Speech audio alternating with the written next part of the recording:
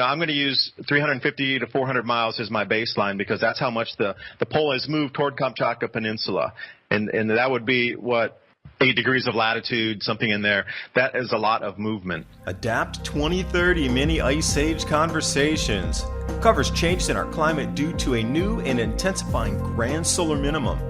In the media, overlooking, downplaying, or burying cold weather changes occurring on our planet. This is in order to keep the global warming agenda steaming full speed ahead.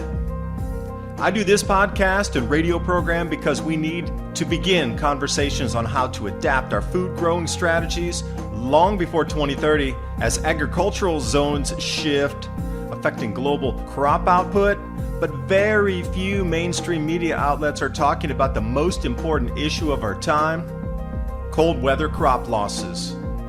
Our sun is going through a 400-year cycle, which has effects on our weather patterns as our magnetosphere weakens and the jet streams go out of flow.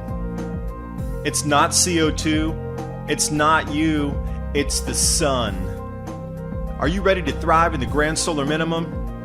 Then join me for Mini Ice Age Conversations. I'm your host, David DuByne. Do you believe that we are experiencing an Earth wobble, which is they call the Chandler effect? Do you believe that's happening?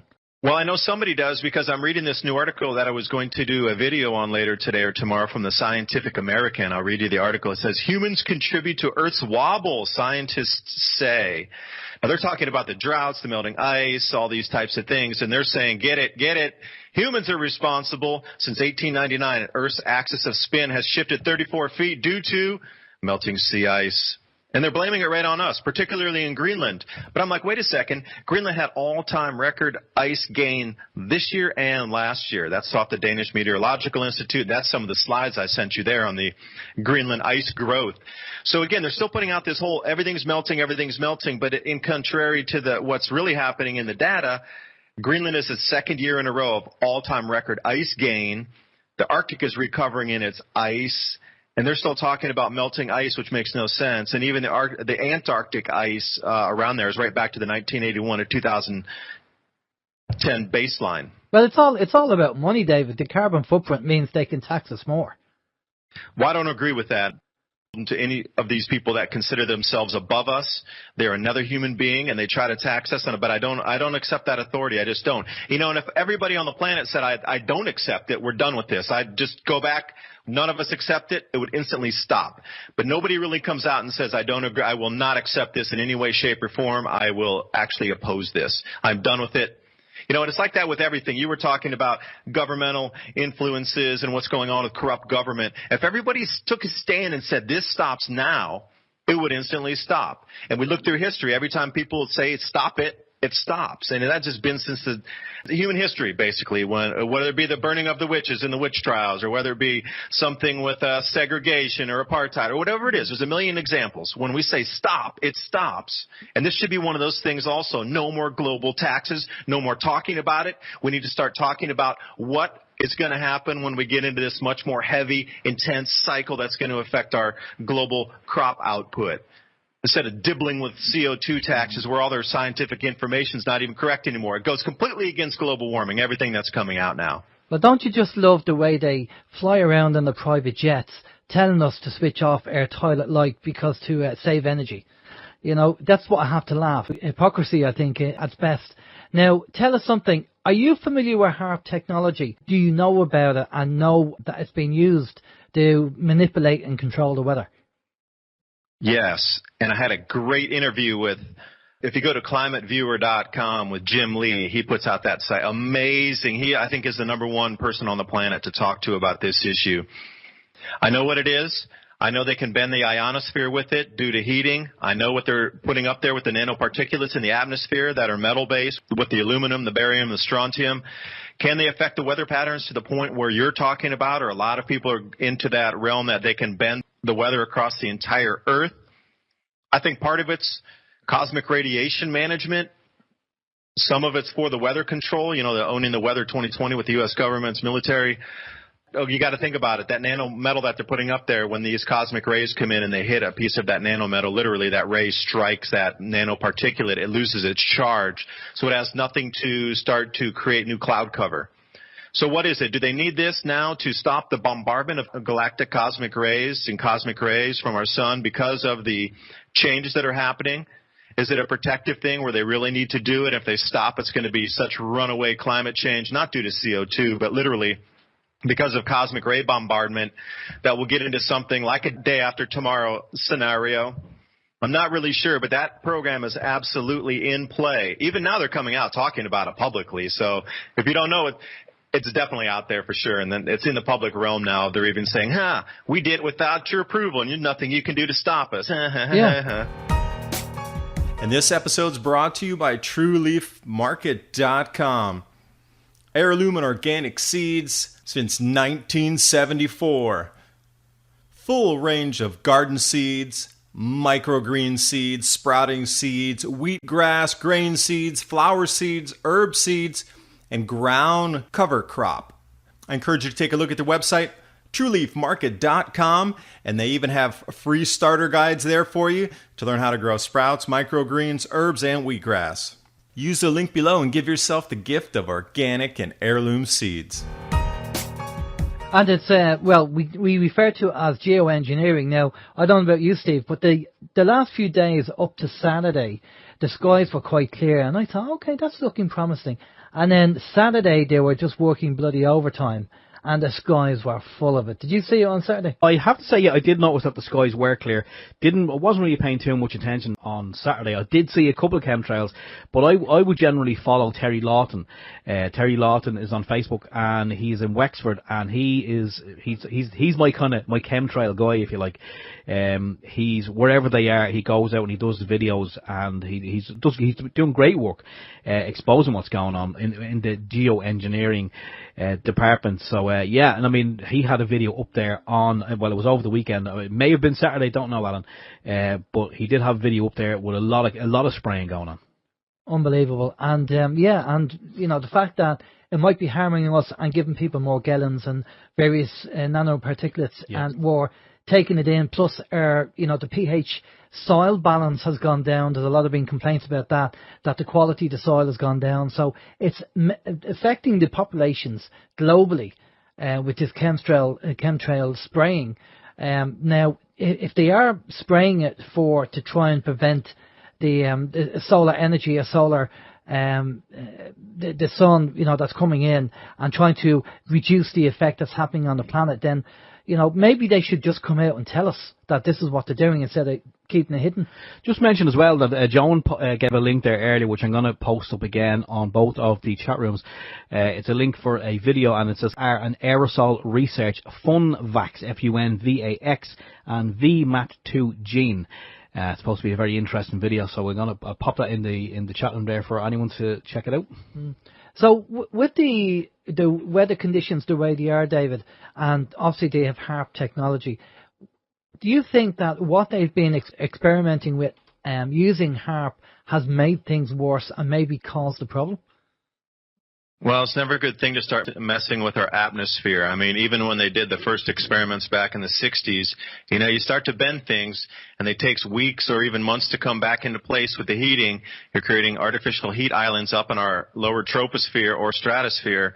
I mean, what's that doing with that? And then what if that 2-week return period before it normalized pushed something else, and then that pushed something else, and there were all of these knock-on effects, and now they're just trying to mitigate knock-on effects. It's really hard to tell what's going on with that. But I wanted to answer your question. Why would they not tell the people what's going on? Why would they not tell them, hey, we got to keep spraying or else the cosmic rays are going to have us once in a 1,000-year flood every week? These massive blizzards are going to freeze you and you're out of your homes, or you're not going to be able to even stay in your homes in Canada and other places north in the northern hemisphere. Global panic.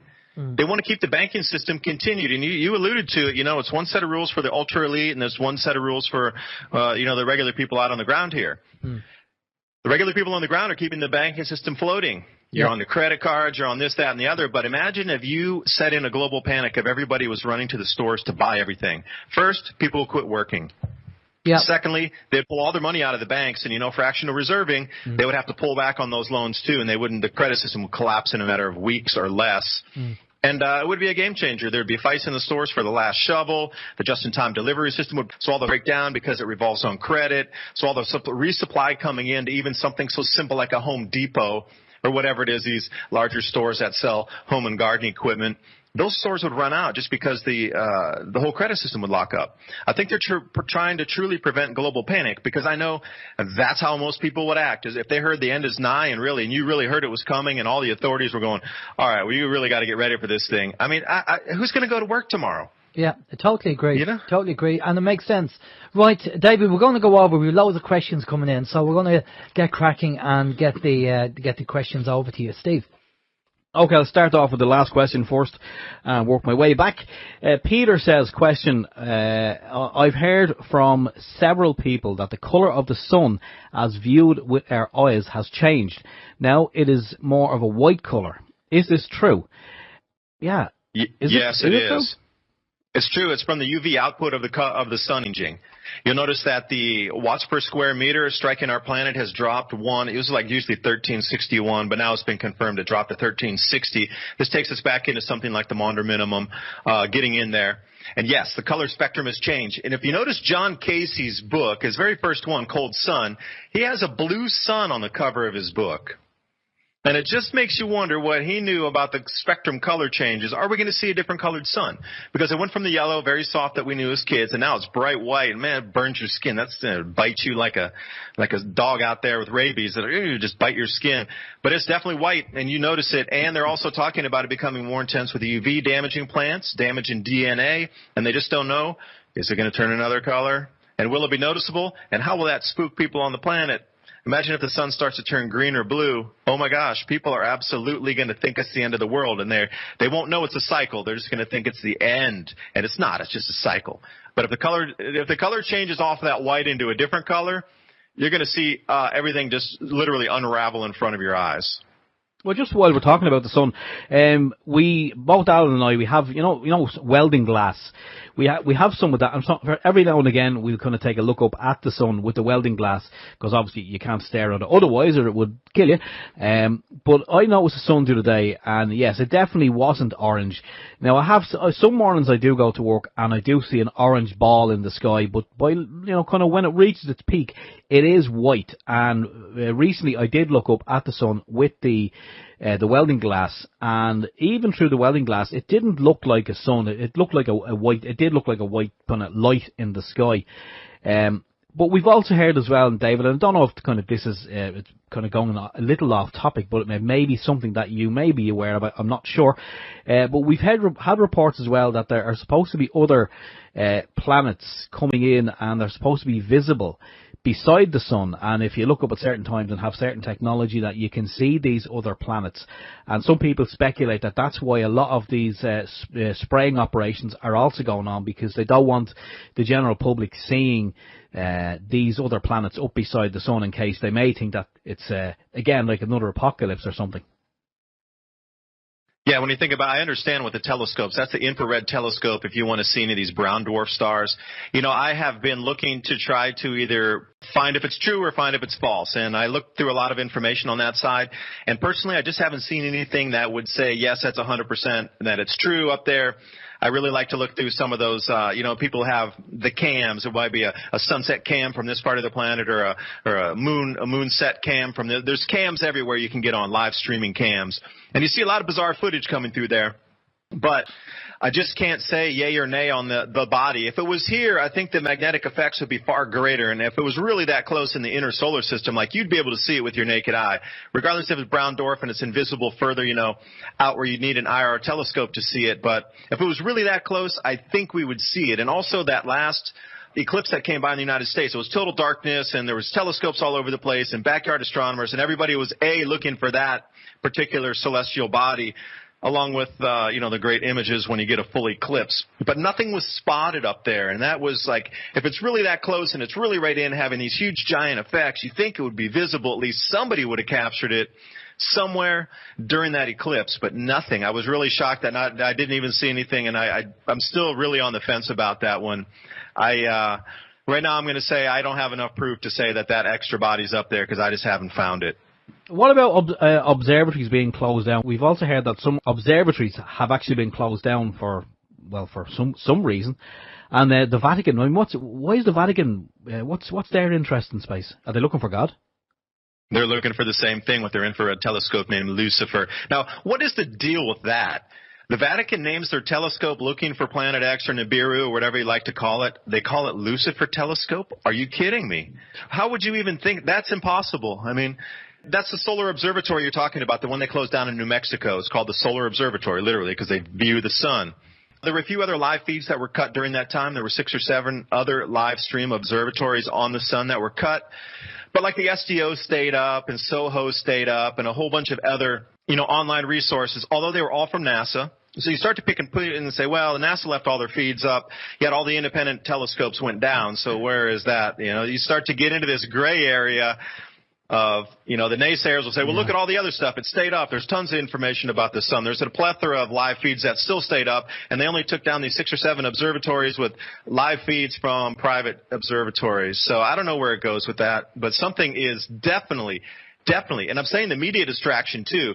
They don't want to know the full fact or the full, the brunt of what's about to hit us. And I don't know why they want to keep everybody so unprepared. And this is why I do my channel, because I want you to be prepared. We need to start talking about the solutions so we can have prosperous lives as we move through, because I sure don't want to be living on a bowl of gruel, freezing my butt off in a frozen house that I have to burn 2 toothpicks worth of wood per day to stay warm, and that's my ration. I don't exist in that world, and I don't want you to exist in that world either. I want you to know what's happening, understand the changes, figure out the solutions, and then offer value so people make sure you're well taken care of during this time. And I'm not talking about money. I'm talking about safety, food, shelter, heat, warmth, medicine, and all these other things that might not be available as a just-in-time delivery system crashes with these economic woes in front of us. Yeah, we have to be prepared. Just before you go to the next question there, we normally have heard about NASA being never a straight answer, but the other one I heard during the week was not a space agency, which is quite interesting. Yeah. But, I mean, even the likes of that about NASA, their feeds are up, but other feeds are cut. I mean, it always reminds me of that film. You remember the film? I think was it Keanu Reeves and Sandra Bullock? I think it was Keanu Reeves, I'm not sure about. There's a bomb on the bus, and your man does some wizardry with the camera on the bus. So the live feed, it looks like it's a live feed, but it's not really a live feed. Do we know the film? No? No. Okay. Does anyone know the film I'm talking about? Keanu Reeves. It was called Speed, I think the name of it was. Oh, the one where he has to keep it at a certain speed or that's or right, else it'll blow up. Yes. Okay, sorry, yeah. Okay. So I'm not going mad. No. Oh. NASA calling. Sorry. NASA calling. Sorry, there's no pizzas tonight. We're closed. Okay, yeah, sorry, the pizza oven is off. Anyway, okay, we'll continue on with the questions. Joan said a few moments ago she heard in World War II that they were going to use weather control technology to create tsunamis to use against people, but decided bombs were more efficient. She's wondering, is that true, David? Have you heard anything about that? Yes, and I've read some scary reports about them putting nukes, and they've mapped out all of the canyons across the ocean's bottom because they figured out where they would detonate the device, which size of wave it would cause.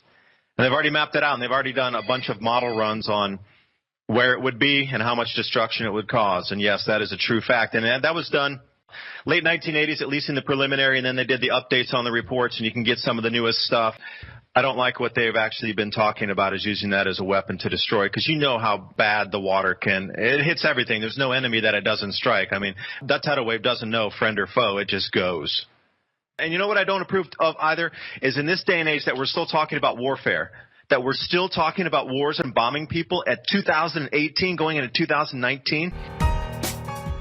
And since I have been talking about our need moving forward in this new society that we're entering as our global grain production starts to be reduced in yield, your food prices are going to skyrocket. And I mean skyrocket, not just doubling or tripling, something like 5 or 10 times higher by 2020 at the very least. TrueLeafMarket.com. I really want to talk about growing your own food, which will be a necessity moving forward. They've been around since 1974, heirloom and organic seeds. Since I've started talking about them in my videos, I have a lot of people write and say that they've previously ordered, that they know the owner, having great results, good customer service. They quite enjoyed the seed quality as well. There's so many ways that we can go about growing different types of vegetables that we're going to need. Microgreens are incredibly nutritious. They're super fast to grow. In less than a week, you can have something that you can eat. And we know the benefits of microgreens. All you have to do is use a search engine and look up vitamin, mineral, nutrient content of microgreens. You'll be shocked.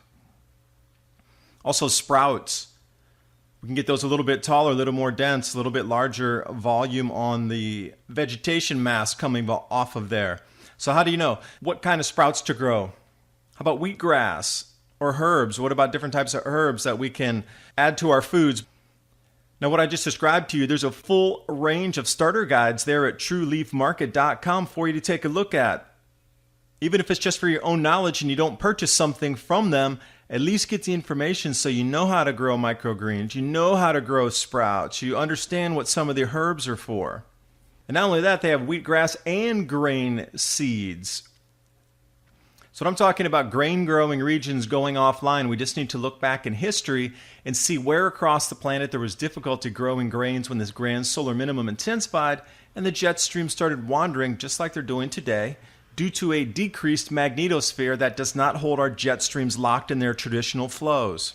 Grains are one thing, herb seeds are another, cover crops, something different, but whatever you do, organic seeds are going to be a necessity because you can save those seeds and then grow them the next season, which you unequivocally cannot do with GMO. TrueLeafMarket.com. Use the link below and give yourself the gift of organic and heirloom seeds. We have magnetic motors and free energy and Tesla devices, and we just don't need it anymore. And I'm really hoping the vibrational frequency of the sun bumps it up enough. And I think that's what we're seeing, this decay of the old systems that can't hold together in this higher light frequency. Because what has held us down for these last 400, 500, 600 years is this darkest, heavy iron energy. And I really, all these systems you're talking about, when you alluded to talking about the banks in the beginning, the central banks, they are going to be historical relics, I do believe, in the very near future, because this light frequency that's changing along with our sun, the literal frequency of us and our ethereal beings is changing. Our frequency is changing. And I hope it sweeps through the planet enough where all of these archaic rulership top-down systems decay along with it and they can no longer hang on to the light that we're coming into. Yeah, there seems to be a lot of changes going on. We have done a number of shows on different subjects talking about the changes that are taking place, good and bad, affecting people, especially with the banking system and everything else. But for tonight, we'll focus on the weather and the climate change. Steve, you got more questions there for David? We do. Ray gave us some information earlier. He said the temperature dropped. This is quite interesting. He said the temperature dropped to 252 below zero, and that froze the mammoths. He said he's seen a study. Bird's eye technicians were asked if they could reproduce that temperature with their refrigeration expertise, and they said it was impossible because there was no equipment on Earth that could freeze that low. And the time taken to freeze a mammoth, it would have having to have been done in about 2 to 3 seconds. Wow, that's quite interesting, isn't it? Yeah, I'm sorry. I said 180 below zero, and it was 250. I remember that bird's eye. I had seen that article a while back as well, and he's correct. So that means it would have happened that quick. Is that yes. Is that even possible for it to freeze that quick? If it's pulled from space. Now, those temperatures you're talking about that we're talking about, you got to put on the gloves and hat because it's cold outside. Those are from our terrestrial system within our own encapsulated Earth's atmosphere. What was done with those mammoths is there was a break somewhere in our Earth's atmosphere where that cold air from space literally poured down and touched our planet. There was a vortex from space that pulled space temperatures. Cold plasma event or something like this. Now, how terrifying would that be if it starts to happen across the planet in just random places at any time, even in deserts? You're going to have a very difficult time keeping the global populace under control at that point. I think they're doing all the divide and conquer in the media to keep us distracted so we don't look at the food price rises and we don't look at these weather anomalies. Yeah, that is absolutely frightening stuff. What about, they do have the other technology which is on the cards and it's going to be making an appearance if it hasn't done so already, David. And I don't know how how well you are up on 5G. Because from what we've been hearing recently on 5G, if you want to control the planet, 5G seems to be the way to go. There's already a lot of information out there saying that it can be used as an energy weapon, and you could basically ramp up the power in any given area or state or country and fry everyone to a crisper in a couple of seconds. Have you heard about that one? Take a little bit different take on the 5G. So with the vibrational frequency of the sun changing and getting into more of an enlightened state with just the average person on the planet, they're going to have to try to curtail that, because these powers that be want to entrench their power structure and they never want to let that go. So imagine 5G being unveiled as a form of, hey, it's going to give better internet, it's going to give better phone service. But in reality, it's there to try to pinch the vibrational frequency down into that lower frequency where they can still survive, and they can control the frequency on the planet better and literally try to change the natural sweep of things through our universe. Then we start getting into some very strange things with AI and all this kind of, what if it's a control device to take your frequency back so you still stay stuck in things that you would naturally vibrate out of? I think that's where the 5G is taking us. They're really trying to mitigate this free will release of the human spirit on the planet during these changes in our sun. Yeah, and there are energy changes taking place, which we've talked about, and obviously the whole idea is to keep the population down, and by implementing systems like 5G and other things like that, it's all about, control and keeping our energy down, because everything's energy at the end of the day. Just going back to what you're talking about the freezing side, liquid nitrogen, how cold is that? I mean, you mentioned 252. Now, that's 252 below. I don't know if that's Fahrenheit or centigrade. Oh, I don't know what the temperature of liquid nitrogen is. That'd be I'd say it's very cold. Yeah. Because if they're saying that they can't produce 252, but they can produce liquid nitrogen, well, that freezes things quite quickly as well. I was just thinking that. Anyway, so you have more questions there? We'll get on to our team of scientists here at the OIM laboratory. 195 degrees Celsius below zero. I just Googled it while you're on there. 77 Kelvin, or minus 320 Fahrenheit. So that's where we're getting at. It's actually, the boiling point is 195, so it has to be a little cooler than that to keep it below the boiling point, because then it'll start to evaporate. But sure, we're looking around 200 C below zero. So if you got hit by liquid nitrogen at 195, then you'd freeze quite, literally in your tracks. Yeah. Okay. Go ahead. Sid. Okay. But question from Seamus, and Seamus says, can you ask David to expand on indoor growing and LED lights, which are best sources in Europe? For example, he says, in relation to temperatures dropping in northern climes and impending danger to glass greenhouses from large size hailstones. Can you mention? I don't know if that's not part of the question. We'll get to that later. Yeah, but anyway, LED lights and indoor growing, David. I believe that'll be part of the solution. And again, when we know what the problem is, we're done kind of talking about the problem. We know what it was or is coming, and it's going to hit us full force. I don't know why the governments are keeping us unprepared, but they are. So you're kind of off on your own for the solutions, and understand that there's going to be no cavalry blazing with the horses riding in to save you during this time. You are absolutely going to be on your own. In my personal opinion, there's going to be breakdowns of services left, right, and center. Now, if you're able to, like you guys have some solar panels out there, you can still drive an LED system inside your house to grow vegetables or microgreens or sprouts in winter conditions inside your home, because it'll still be warm enough to do that, but they'll need a light source. Now, LED lights are the best way to go. And I know Brad over at Hidden Harvest, who's developed an all-in-one LED. It's like a 1 square foot by 1 square foot, and it encompasses all the nanometers to grow any type of vegetable that you need. It's an all-in-one light. It's a bit of yellow and white bulbs on there with the LED that help create this. But you're going to have to start learning how to grow some things indoor and out. Regardless of where you live on this planet, we're going to have to take more of a pioneering approach, or an approach that our grandparents had, where all of us are going to have to learn how to grow something during the summers to supplement our foods during the winters. Now, if you can't do that, you're going to have to think of another solution to that in itself, which would be growing indoors. I mean, how many people have an extra closet, or they could clean out a closet and have something that small? It would still provide you enough vegetables to have fresh vegetables all week long, provided you can get the seed. Now, this is the whole crux there. Again, is there going to be a steady seed supply to be able to do this, to grow microgreens and sprouts, or how are seeds might be a very valuable commodity to be trading in the future, because if the seed supply breaks down, you're going to have to grow that up until it flowers and then comes to seeds again itself, and then save those seeds. So, learning how to grow indoor, you should start tinkering with it, playing with it, even if it's 1 or 2 indoor grow trays under a table somewhere, just to start practicing. Because it's all about the humidity and the airflow and how close you need those lights and how often you need to move them up as the plants are growing. The best time to harvest so you're not wasting much. There's a whole, I think indoor vertical farming is going to be the good thing. And also with all these defunct malls, shopping malls around the planet that seem to be, especially in the United States, there's a lot of stuff out of business over here. Those and turn them into large grow centers, employment, and you could have a more centralized facility which would produce better results than everybody doing it by themselves. I think people are playing around with quadroponics, is it? Hydroponics. Yeah. And aeroponics, both. Yeah.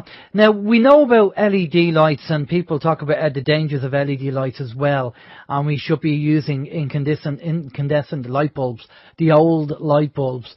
But LEDs, they're kind of a double-edged sword. Yes, they are dangerous for you, but at the end of the day, they're low energy and they save you money, and there are benefits to using them.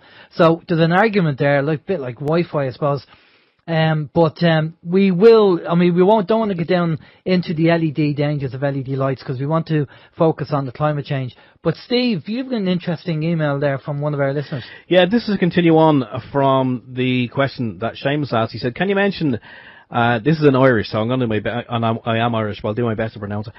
He says, can you mention Na T Gloin? Just minutes from my home in Falcarra. There's a web address here. I'll put it up on the chat.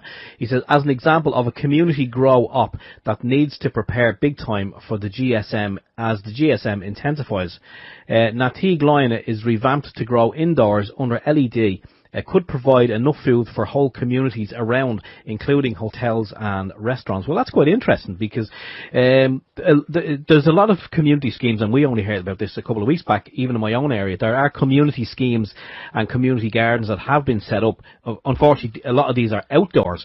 But I mean, if that's something that we could do, I mean, when we don't know what's falling on top of us from the sky. We don't know what's being sprayed. We have ideas, but there's no one saying, okay, here we go. That's exactly what you're getting hit with. So we don't know. So outdoor gardens, yes, you can grow, but you could be doing damage to yourself. LED lights, I hadn't heard of this before. Could it be a way forward? Could it be something that we could use and everyone could use? If it is, I mean, then I think it's a step in the right direction. But I mean, do the benefits outweigh the risks? The risks, I mean, if nothing is growing around, and as you say, David, if you can find the seeds and you can provide food for your family and nourishment, there's a lot to be said for that, I suppose. Yeah, and you have to take that into consideration. I mean, are you going to starve, or are you going to use an LED light? This video is brought to you by our friends at TrueLeafMarket.com. Heirloom and organic seeds for any grow zone on our planet.